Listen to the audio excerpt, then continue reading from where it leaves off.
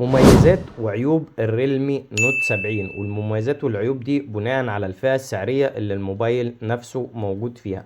أول ميزة بالنسبة لي وهي تصميم الموبايل والسمك التمانية ملي ومسكته في الإيد كده بصراحة.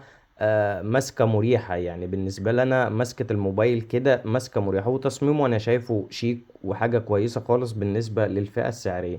الموبايل ده معاه شهادة لمقاومة الصدمات، شهادة عسكرية. وكمان الميزة هنا بقى ان البطارية 6000 ملي امبير، لو استخدامك خفيف هتجيبك يومين. لو استخدامك بتستخدم الموبايل كتير تصفح والسوشيال ميديا طول اليوم هتسد معاك يوم ونص. وبالنسبة لنا الميزة بقى اللي كانت في التصميم وهي لمبة الاشعارات دي، وتقدر تخصصها حسب التطبيق وحسب اللون اللي يعجبك وهتعمل بيها اي حاجة. بالنسبة لي دي كانت ميزة من مميزات الجهاز.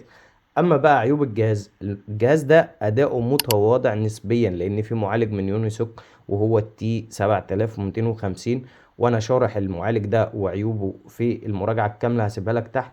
وسطوع الشاشة هنا هو مش الافضل لانه 500 نيتس، يعني انت لو بتستخدم الموبايل كتير اكتر من اتصال تحت اشعة الشمس، الموبايل ده مش هيكون كويس معاك تحت اشعة الشمس. وعدم وجود ميكروفون لعزل الضوضاء، وبما اننا في 2026 فبالنسبة لي ده عيب من عيوب الموبايل.